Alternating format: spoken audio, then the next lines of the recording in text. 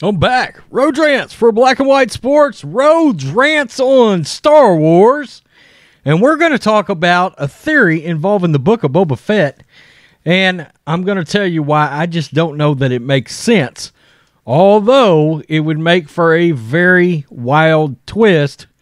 And one that you would have to ultimately wonder, are we setting up a future showdown again? We remember how it went last time. Between Luke Skywalker and Boba Fett. I actually don't believe this is going to happen at all because I believe that they are trying to do something with Boba Fett's character that I don't think would necessarily lend itself to this kind of storyline. Plus, I got to recognize that I believe Dave Filoni and Jon Favreau have more respect for George Lucas's work. Now, if this was Kathleen Kennedy and she was completely running the show, I mean, there's no telling what would happen here, right? But it's not. It's their baby. It's one of the reasons I decided to go ahead and try to cover Star Wars again, because I like their work. Their work. Not Kathleen Kennedy's work, not Rian Johnson's work, but Jon Favreau and Dave Filoni, and I think they've got something brewing over there that I can at least consume and still be able to talk about Star Wars and bring you guys content. So, make sure you hit subscribe, and let's get to this theory, and I know it's gaining traction. I know my guys over at Echo Base Network also covered this. Star Wars could make a wild Boba Fett theory come true. By the way, this started as long back as like around mid last year. These rumors started coming out. These theories started coming out. As the Star Wars project portfolio continues to grow, so do many opportunities Lucasfilm has to connect the expanding universe. Regardless of fans' opinions on the latest entries into the Star Wars saga, Lucasfilm and Disney must be given credit for their commitment to continuing the fan-favorite franchise that George Lucas made famous.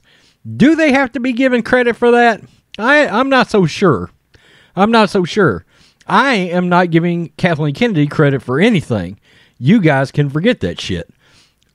Star Wars is likely to dominate both the big and small screen for quite a few years to come, with lots of announced projects already on the agenda, and likely more up Lucasfilm president Kathleen Kennedy's sleeve. How much longer is she going to be president, really?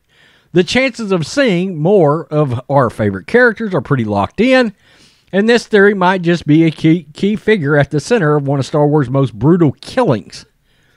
At the end of last year, Lucasfilm announced numerous new projects, including Andor, Ahsoka Tano's series Ahsoka, and Obi-Wan Kenobi, among others. What fans were also treated to during an intense post-credit scene of The Mandalorian Season 2 was the iconic bounty hunter Boba Fett would be getting his own spinoff, The Book of Boba Fett. Teaming up with Ming-Yang Wen's Fennec Shan, Tamora Morrison is bringing Boba Fett back to the small screen following his starring turn in The Mandalorian Season 2. While not much is known regarding the plot of The Book of Boba Fett, we do know a couple things. The season wrapped, according to Shan's actress, Wen, and it will bring back Jon Favreau and Dave Filoni as the directors and showrunners of the show, Robert Rodriguez show. It will go back in time, where the character of Boba Fett has been since the original trilogy.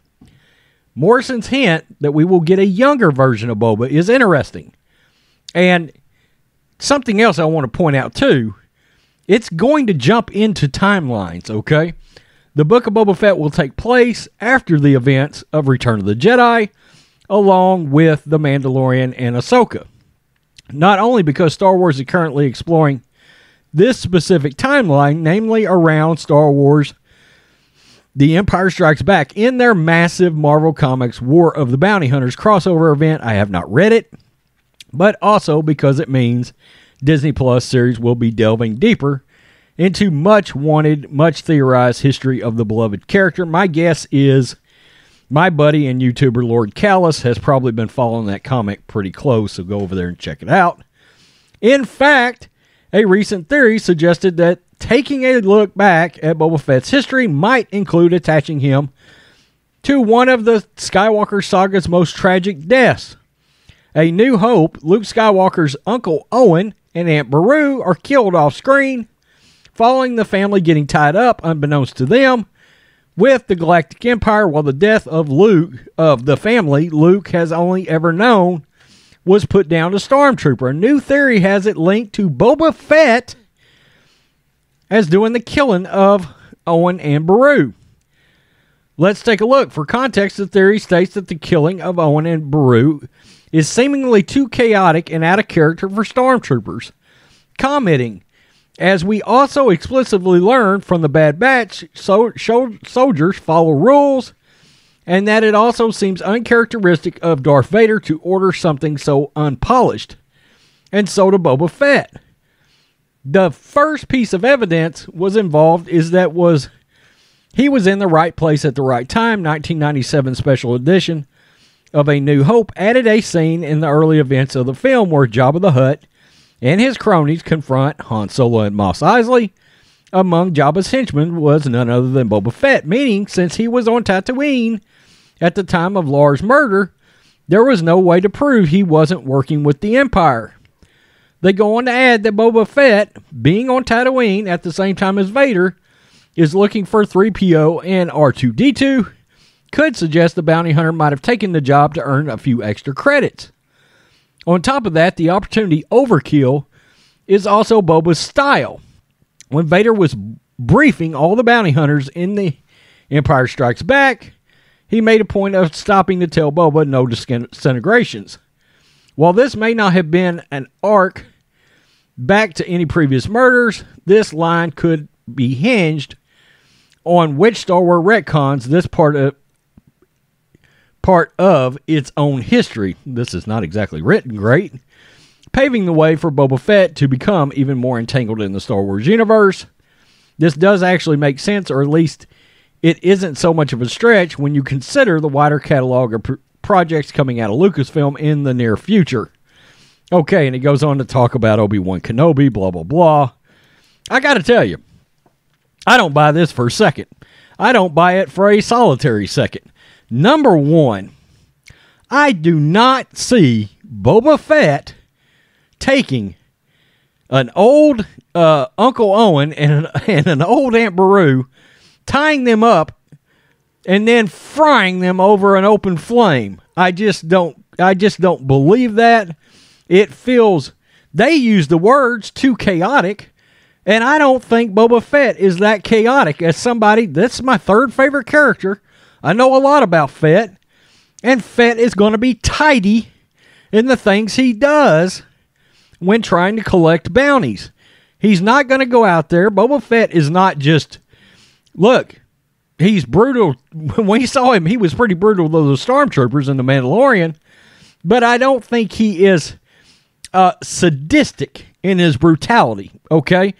In other words, I don't see him doing that to those two particular characters. Plus, I believe we're going to see what one of my theories has always been about Fett. Fett has no allegiances to the Empire or the Rebels, okay?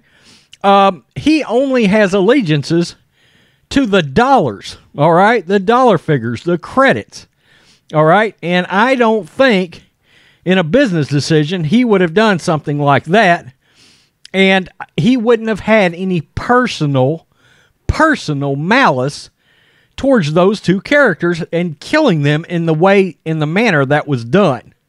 That felt like something that came from Vader, or that came from Tarkin, or that came from Palpatine. Okay? Not Boba Fett. I think that was strictly an Imperial Trooper kill. All right? And I think in some ways they are going to try to project this character as not a villain, not a hero, but an anti-hero. Much of the way you see Venom in the Marvel Universe and the way that character has gone, okay? We've seen it some in DC with Catwoman.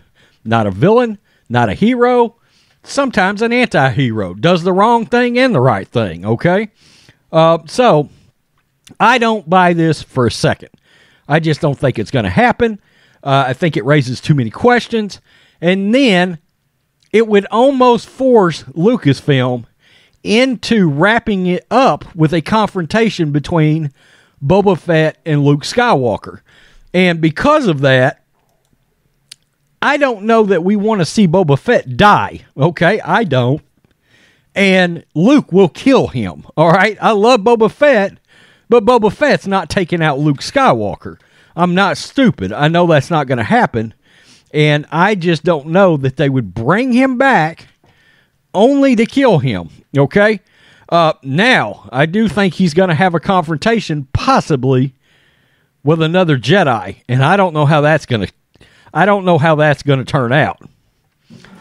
It's possible that Jedi, because I know for a fact he's plenty powerful to end Boba Fett. And frankly, he could have probably ended Palpatine and almost did. So I think that is the confrontation we may see between Boba and between a potential Jedi. I'm still not going to name that name, okay? I don't want to ruin that in case it happens. And tell me what you think, Black and White Entertainment fans.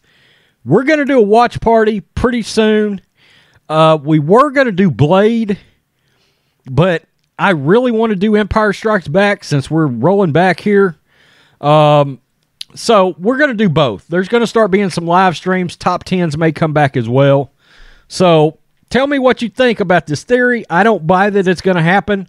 I think with Jon Favreau wanting to set Boba Fett up as more of an anti-hero, they're not going to want to tie this death, a brutal death like this, to two completely innocent bystanders. If you just look at everything surrounding the two's death, they had no clue. I just don't think they will hang that around Boba Fett's legacy. Jon Favreau and Dave Filoni. Now, if it was up to Kathleen Kennedy, I'm sure she'd have, Boba Fett would fry him at the stake, okay? And you would see it happen. Peace. I'm out. Till next time.